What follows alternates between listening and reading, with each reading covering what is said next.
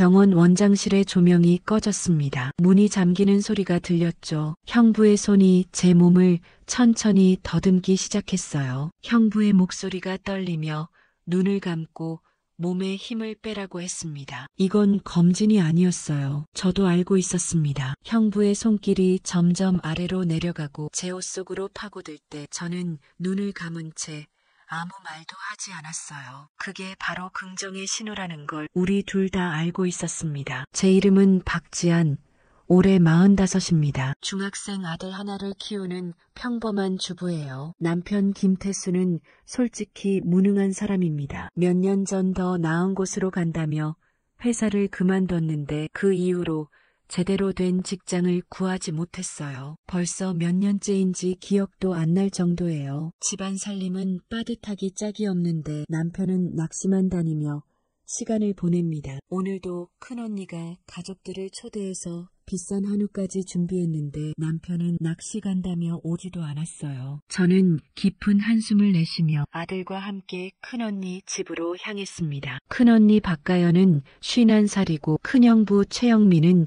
55살이에요. 형부는 동네에서 제일 큰 종합병원의 대표원장입니다. 그래서 언니네 가족은 정말 부유하게 살아요. 저나 둘째 언니네를 항상 챙겨주시는 분들이라 감사한 마음뿐이죠. 현관문을 열자마자 형부가 반갑게 맞아주셨습니다. 형부의 목소리는 언제나 따뜻했어요. 형부는 저를 보며 나이를 안 먹는 것 같다고, 이렇게 예쁘면 시집 다시 가도 되겠다고 농담처럼 말했습니다. 저는 웃으며 눈가주름을 보여주며 많이 늙었다고 대답했지만 속으로는 묘한 기분이 들었어요. 사람이 여유가 있으니 저런 농담도 위트 있게 들리나 봅니다. 형부를 남자로 본 적은 단 한 번도 없었어요. 하지만 괜히 가슴이 두근거리고 고마운 마음과 함께 이상한 설렘이 동시에 느껴졌습니다. 다 같이 식사를 하고 난 뒤 아들 하준이는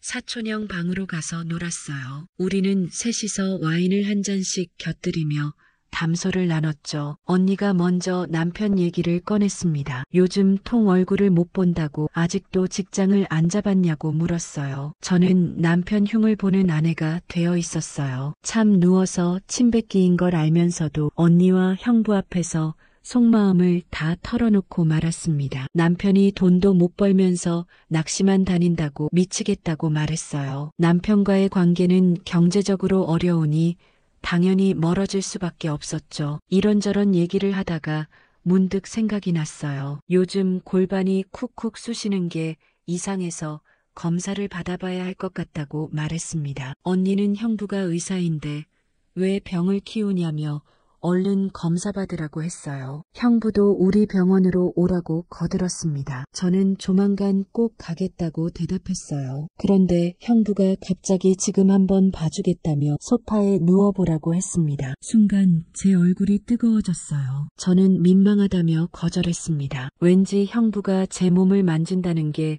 살짝 부담스러웠거든요. 형부는 젠틀하고 꾸준한 운동으로 55살 나이에도 탄탄한 몸매를 유지하고 있어요. 남자로서는 솔직히 최고죠. 그렇지만 당연히 언니의 남편이고 형부니까 그런 생각을 해본 적은 없었어요. 형부는 웃으며 병원 와서 검사 받으라고 했습니다. 형부는 먼저 방으로 들어가 잠을 청했고 저와 언니의 대화가 이어졌어요. 언니와 저 둘만 남았을 때였어요. 와인을 한 잔 더 따르며 저는 언니가 정말 좋겠다고 말했습니다. 이런 좋은 아파트에서 아들, 딸 좋은 거 먹이고 입히고 잘 키우고 정말 부러웠어요. 그 중에서도 저렇게 멋있는 형부가 세상에 어디 있냐고 했죠. 언니가 씁쓸하게 웃었습니다. 모든 게 감사하긴 한데 형부도 가끔 성깔이 있고 제가 모르는 모습이 있다고 했어요. 저는 믿을 수 없었어요. 저렇게 다정한 형부가 그럴 리 없다고 생각했죠. 하지만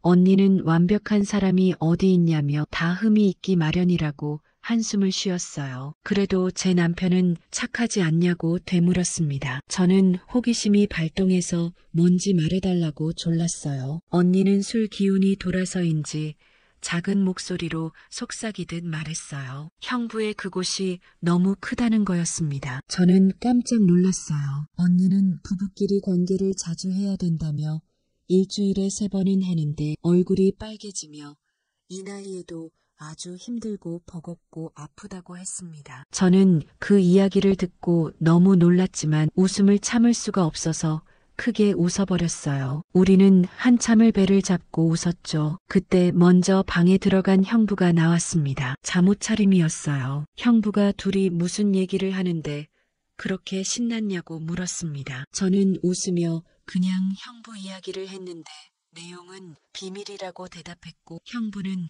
어리둥절한 표정을 지었습니다. 언니가 어서 들어가서 자라고 하며 병원 꼭 오라며 제 손을 꼭 잡았어요. 그렇게 아들과 방에서 잠을 청하고 다음날 집으로 왔습니다. 집에 돌아와서도 언니의 말이 계속 머릿속을 맴돌았어요. 형부가 그렇게 크다는 말이요. 아니, 왜 제가 이런 생각을 하는 건지 모르겠어요. 저는 고개를 저었습니다. 형부 병원으로 가봐야겠다는 생각이 들었어요. 괜히 큰 병이면 안 되니까 검사 받으러 가야 한다고 스스로를 합리화했습니다. 어차피 형부가 직접 하지도 않을 테고 검사 같은 건 다른 의사나 간호사가 할 거니까요. 며칠 후 저는 형부의 병원을 찾았습니다. 미리 연락을 드렸기에 형부가 안내를 도와주셨어요. 가끔 형부는 제 이름을 불러주십니다. 처제라고 할 때도 있지만 제가 막내 동생 같은 느낌인가 봐요. 간호사를 따라 여러 검사들을 받았고 형부의 원장실로 향했습니다. 원장실은 넓고 고급스러웠어요. 큰 책상, 가죽 소파,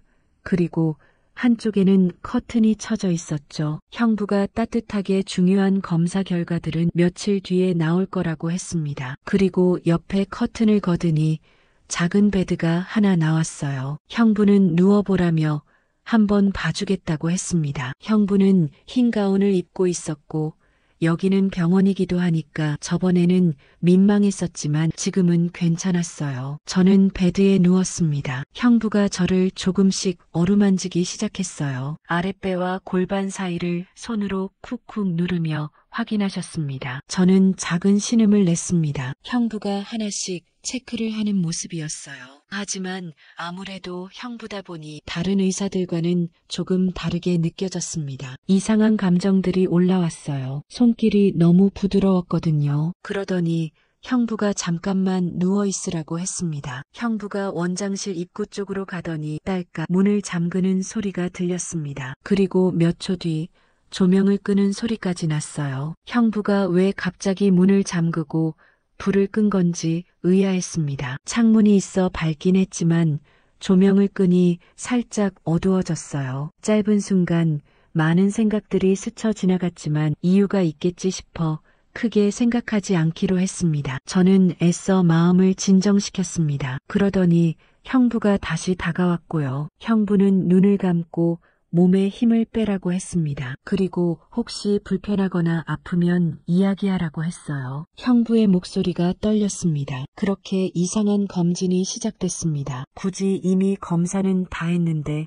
왜 이러는 걸까 하는 생각이 들었어요. 하지만 눈을 뜨지 못했습니다. 형부가 저를 만지기 시작했어요. 조금씩 아주 천천히요. 형부는 제 옆에 서서 오른손으로는 제 어깨를 잡았습니다. 왼손으로는 골반과 아랫배를 만지다가 점점 아주 천천히 밑으로 내려갔어요. 저는 온몸이 떨렸습니다. 점점 힘이 들어갔지만 눈을 뜨지 않았어요. 그때까지만 해도 무언가 이유가 있겠지 싶었습니다. 그리고 곧 그 손이 제 옷단으로 들어왔어요. 이건 안 되겠다 싶어 눈을 뜨려는 순간 형부의 입과 저의 입이 맞춰져 있었습니다. 부드럽지만 확고한 키스였어요. 저는 놀라서 이게 무슨 일이냐고 물었습니다. 형부는 천천히 입을 떼고 낮고 깊은 목소리로 말했어요. 요즘 많이 힘들지 않냐고. 전부터 저를 많이 생각했다고. 처제도 동생도 아닌 여자로 봤다고 했습니다. 저는 대답을 하지 못했어요. 그리고 형부의 손은 아직 제 그곳에 위치하고 있었습니다. 형부는 지금이라도 말하면 싫으면 더 이상 하지 않겠다고 했어요. 왜 그랬을까요? 저는 대답을 하지 않고 눈을 감은 채 고개를 반대로 돌렸습니다. 그것은 당연히 긍정의 신호였을 거예요. 형부의 손이 더 거칠어졌고 제 고개를 다시 천천히 돌려 입을 맞췄습니다. 더 깊게, 더 열렬하게요. 저도 모르게 형부의 목을 감쌌어요. 안 돼. 이러면 안 되는데 하는 생각이 머리를 스쳤지만 몸이 반응했습니다. 형부의 손길은 능숙했어요. 제가 어디를 원하는지, 어떻게 만져야 하는지 모든 걸 아는 것 같았습니다. 형부가 제가 너무 예쁘다고 속삭였어요. 저는 대답 대신 작은 신음을 냈습니다. 형부가 제 옷을 하나씩 벗기기 시작했어요. 저도 모르게 협조했습니다. 베드 위에 누운 저, 그리고 그 위로 몸을 숙이는 형부가 있었습니다. 그때 문득 언니의 말이 떠올랐어요. 형부의 그곳이 너무 크다던 그 말이요. 형부의 그것이 제 안에 들어오기 직전이었습니다. 갑자기 궁금증이 생겼어요. 어떤 느낌일까 하고요. 그리고 얼마 후 천천히 그것이 들어오는데 난생 처음 느껴보는 쾌감이었어요. 꽉 차는 느낌이었습니다. 심지어 전부 다 들어오는 게 아니었는데도 말이죠. 형부가 조심스럽게 괜찮냐고 물었습니다. 저는 고개를 끄덕였어요. 형부가 천천히 움직이기 시작했습니다. 저도 모르게 두 손으로 형부의 목을 감싸게 됐어요. 모든 것을 떠나 하나의 여자로서 짜릿한 쾌감과 황홀함을 느꼈습니다. 흔히들 말하는 오르가즘이 이런 것인가 싶었어요. 남편과는 느껴본 적 없는 감정이었습니다. 형부의 움직임은 거칠면서도 섬세했습니다. 제가 원하는 리듬과 깊이를 정확히 알고 있었어요. 저는 계속 형부를 불렀습니다. 그것만이 제가 할 수 있는 전부였으니까요. 시간이 얼마나 지났을까요? 우리는 서로를 탐하며 하나가 됐습니다. 그곳에서 금기의 선을 깨고 뜨거운 육체적 사랑을 나누게 된 거예요. 모든 게 끝나고 저는 베드에 누워 숨을 고르고 있었습니다. 형부도 옆에 누워 저를 안고 있었어요. 형부가 괜찮냐고 물었습니다. 저는 대답했지만 머릿속은 복잡했습니다. 제가 무슨 짓을 한 거지? 하지만 동시에 이렇게 좋은 걸 왜 이제 알았을까 하는 생각도 들었어요. 형부가 제 머리를 쓰다듬었습니다. 형부는 미안하다며 자기가 너무 앞서갔다고 했어요. 저는 아니라고 대답하려다 말을 잇지 못했습니다. 우리는 한참을 그렇게 누워 있었어요. 집에 돌아온 후 저는 멍하니 앉아 있었어요. 제가 뭘 한 거지? 죄책감이 밀려왔습니다. 하지만 동시에 몸은 아직도 그때의 감각을 기억하고 있었어요.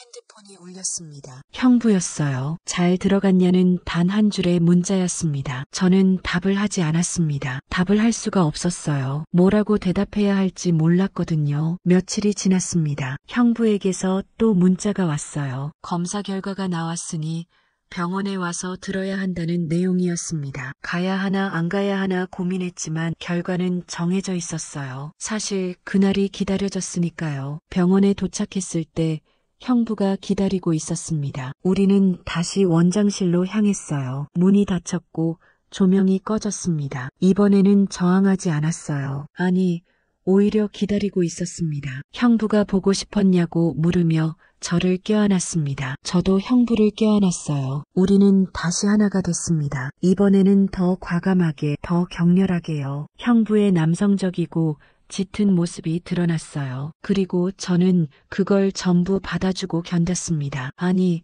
오히려 더 만족해했죠. 제가 먼저 더 해달라고 요구했어요. 형부가 웃으며 제가 이렇게 적극적일 줄 몰랐다고 했습니다. 그날 이후로 우리의 만남은 계속됐습니다. 일주일에 한 번, 때로는 두 번씩이요. 검사 결과를 듣는다는 핑계로, 몸이 안 좋다는 핑계로 저는 형부의 병원을 찾았어요. 시간이 지날수록 우리는 더 대담해졌습니다. 원장실뿐만 아니라 병원 곳곳에서 관계를 가졌어요. 야간 당직실에서, 주차장 차 안에서도요. 한 번은 주차장에서 형부가 저를 차 안으로 끌어당겼습니다. 저는 여기선 위험하다고 말했지만 형부는 웃으며 그게 더 좋지 않냐고 했어요. 저도 이제는 익숙해졌습니다. 이 금지된 관계에 이 짜릿한 쾌감에 말이죠. 위험할수록 더 흥분되는 제 자신이 낯설기도 했어요. 어느 날 형부가 제안했습니다. 주말에 모임 간다고 하면 어떻겠냐고, 같이 여행을 가자고 했어요. 저는 여행이냐고 되물었습니다. 형부는 조용한 곳에서 하루 종일 함께 있고 싶다고 했어요. 저는 망설였지만 결국 고개를 끄덕였습니다. 그렇게 우리는 처음으로 외박을 하게 됐어요. 호텔 방에 들어서자마자 형부가 저를 껴안았습니다. 형부는 드디어 시간에 쫓기지 않고 함께 있을 수 있다며 기뻐했어요. 우리는 밤새도록 서로를 탐했습니다. 한 번, 두 번, 세 번. 형부의 체력은 정말 대단했어요. 저는 농담처럼 정말 55이 맞냐고 물었고 형부는 웃으며 저 때문에 젊어지는 것 같다고 했습니다. 새벽녘 지친 몸으로 서로를 껴안고 누워있을 때 형부가 속삭였어요. 사랑한다고요. 저는 대답하지 못했습니다. 이게 사랑일까요? 아니면 그냥 육체적 관계일까요? 그 경계가 모호했어요. 집으로 돌아오는 길,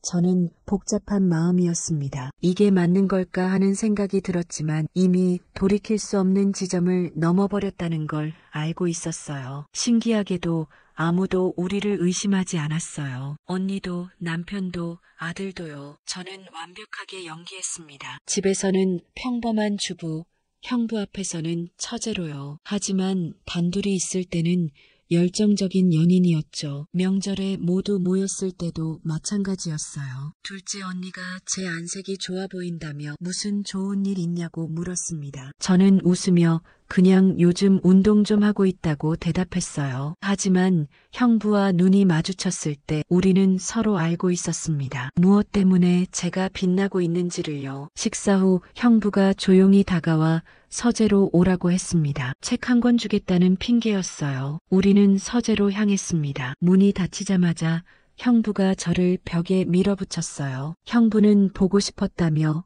미치겠다고 했습니다. 저는 여기선 안 된다고 밖에 가족들이 있다고 말했지만 형부는 조금만 하자며 제 옷단으로 손을 넣었습니다. 저는 정말 안 된다고 했지만 사실 저도 형부를 원하고 있었어요. 우리는 서재에서 조용히 빠르게 금지된 사랑을 나눴습니다. 밖에서는 가족들의 웃음소리가 들렸어요. 그 소리를 들으며 우리는 더욱 조심스럽게 하지만 더욱 격렬하게 서로를 탐했습니다. 절정에 다다랐을 때 저는 형부의 어깨를 깨물어 신음을 참아야 했어요. 형부도 거친 숨을 삼키며 저를 꽉 껴안았습니다. 시간이 흐를수록 저는 스스로를 합리화하기 시작했어요. 이 세상에 저는 오직 한 번 존재한다고 처음으로 느껴본 이 느낌, 이 다른 방식의 사랑이 제게 주는 최고의 선물이라고 생각했습니다. 놓치기 싫은 이유라고요. 저는 거울을 보며 스스로에게 말했습니다. 45, 이제 중년을 넘어서고 있는 나이예요. 남편은 무능하고 아들은 크면 독립할 거예요. 그럼 제게 남는 건 뭐죠? 형부는 저를 여자로 봐줬어요. 저를 원하고 저를 아름답다고 말해줬습니다. 이 감정을, 이 순간을 왜 포기해야 하죠? 하지만 동시에 알고 있었어요. 이게 세상에 밝혀지면 저는 무수한 욕을 먹겠죠. 언니를 배신한 여자, 가족을 파괴한 여자라고요. 그만큼 잘못된 사실인 거는 너무 잘 알고 있어요. 거울 속에 저를 보며 눈물이 흘렀습니다. 하지만 끊을 수가 없었어요. 형부에게서 문자가 왔어요. 내일 병원에 오라고. 보고 싶다는 내용이었습니다. 저는 잠시 망설이다가 답장을 보냈습니다. 형부를 만나러 가겠다고, 저도 보고 싶다고요. 우리는 그렇게 계속 만났어요. 마치 연애를 하는 것처럼요. 1년이 지났습니다. 우리의 관계는 여전히 계속되고 있었어요. 더 은밀하게, 더 조심스럽게, 하지만 더 깊게요. 형부의 병원은 이제 저의 안식처가 됐습니다. 원장실에 들어서면 모든 게 자연스러웠어요. 우리는 더 이상 말이 필요 없었습니다. 눈빛만 봐도, 몸짓만 봐도 서로가 무엇을 원하는지 알 수 있었어요. 형부가 문을 잠그고 조명을 낮추면 저는 베드에 누웠습니다. 형부는 오늘은 시간이 많으니 천천히 하자고 했어요. 형부의 손길은 여전히 능숙했습니다. 제가 어디를 원하는지, 어떻게 만져야 하는지 1년 동안 제 몸을 완벽하게 알게 된 형부였죠. 형부는 제가 요즘 더 예뻐진 것 같다고 했습니다. 저는 거짓말이라고 했지만 형부는 진짜라며 사랑받는 여자의 얼굴이라고 했어요. 형부가 제 볼에 키스했습니다. 저는 형부의 목을 감쌌어요. 우리는 천천히, 아주 천천히 서로를 느끼며 하나가 됐습니다. 저는 너무 좋다고 말했고 형부도 저 없이는 못 산다고 했어요. 형부의 움직임이 점점 빨라졌어요. 저도 형부를 더 깊이 받아들였습니다. 절정이 다가왔어요. 우리는 동시에 절정에 도달했습니다. 형부가 제 위에 엎드려 거친 숨을 몰아쉬었어요. 형부가 사랑한다고 했고 저도 형부를 사랑한다고 대답했습니다. 우리는 한참을 그렇게 껴안고 있었어요. 땀에 젖은 몸, 뒤엉킨 숨소리, 이 모든 게 이제는 익숙했습니다. 샤워를 하고 옷을 입고 다시 일상으로 돌아갔어요. 형부는 다시 원장 가운을 입고 저는 다시 평범한 처제가 됐죠. 형부는 조심해서 가라고 했고 저는 언니한테 안부 전해달라고 했습니다. 우리는 자연스럽게 연기했어요. 병원을 나서는 길 저는 생각했어요. 이게 우리의 일상이 됐구나 하고요.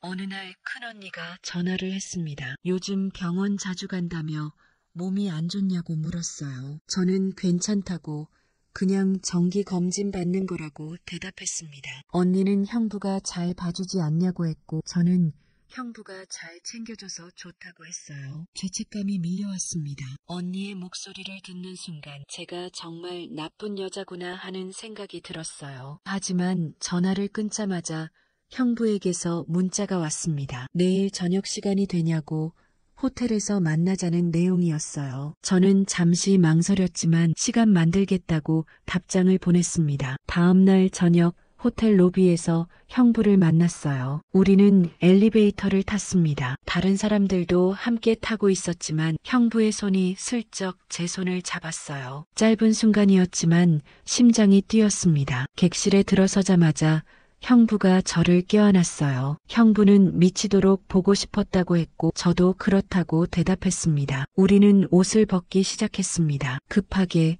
격렬하게요. 침대까지 가지도 못하고 벽에 기대어 형부가 저를 들어 올렸어요. 형부는 여기서 하고 싶다며 참을 수가 없다고 했습니다. 우리는 그렇게 첫 번째를 나눴습니다. 그리고 침대로 옮겨가서 두 번째, 세 번째 밤새도록 서로를 탐했어요. 새벽녘 지친 몸으로 서로를 껴안고 누웠을 때 저는 천장을 바라보며 생각했습니다. 이게 사랑일까? 아니면 그냥 육체적 끌림일까 하고요. 하지만 확실한 건 이 순간이 너무 행복하다는 거였어요. 저는 조심스럽게 물었습니다. 우리 언제까지 이럴 수 있을까요? 형부는 영원히 이러고 싶다며 제 머리를 쓰다듬었어요. 저는 언젠가는 끝이 오지 않겠냐고 했지만 형부는 그런 생각하지 말라고 했습니다. 지금 이 순간이 중요한 거라고 형부가 저를 더 꽉 껴안았습니다. 그래요.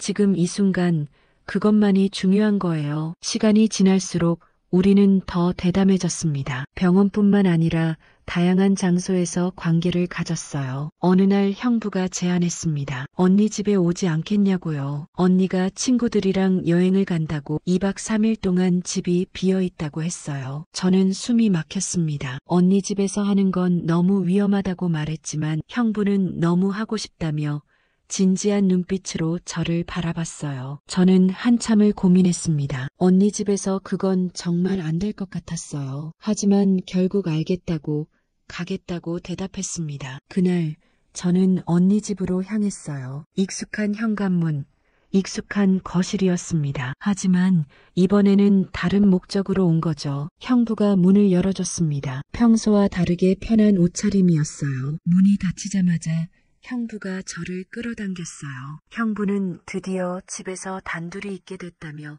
기뻐했습니다. 저는 여기는 언니 집인데 괜찮겠냐고 물었지만 형부는 그래서 더 흥분된다며 제 목에 입을 맞췄습니다. 우리는 거실 소파에서 첫 번째를 나눴어요. 언니가 평소에 앉는 그 소파에서요. 저는 여기선 안 된다고 했지만 형부는 웃으며 더 좋지 않냐고 했습니다. 저도 모르게 흥분했어요. 이 금지된 상황이, 이 위험한 장소가 오히려 더 자극적이었습니다. 저는 먼저 더 세게 해달라고 요구했어요. 형부가 놀란 표정으로 저를 바라봤습니다. 형부는 제가 이렇게 적극적일 줄 몰랐다고 했고 저는 형부가 저를 이렇게 만들었다며 형부의 목을 감쌌습니다. 우리는 거실에서, 주방에서, 침실에서, 언니 집 곳곳에서 사랑을 나눴어요. 형부는 여기가 언니 침대라고 했지만 저는 알지만 멈출 수가 없다고 대답했습니다. 우리는 언니의 침대에서도 금지된 사랑을 나눴습니다. 이러면 정말 안 되는데, 하지만 너무 좋다는 생각뿐이었어요. 그날 밤 우리는 밤새도록 서로를 탐했습니다. 다음 날 아침 저는 언니 집 주방에서 아침을 준비했어요. 형부가 뒤에서 저를 껴안았습니다. 형부는 이런 모습을 매일 보고 싶다고, 언니와 이혼하고 저와 함께하고 싶다고 했어요. 저는 안 된다고, 그런 말하지 말라며 형부를 밀쳤습니다. 우리는 그냥 이렇게만 있어야 한다고 말했어요. 형부는 미안하다며 자기가 너무 앞서갔다고 한숨을 쉬었어요. 우리는 조용히 아침을 먹었습니다. 그리고 다시 침실로 향했죠. 이틀 동안 우리는 집 밖으로 나가지 않았어요. 그저 서로를 탐하고 사랑하고 또 탐했습니다. 2년이 지났습니다. 우리의 관계는 여전히 계속되고 있었어요. 아무도 눈치채지 못했습니다. 완벽한 비밀이었죠. 저는 이제 47이 됐어요. 형부는 57이고요. 하지만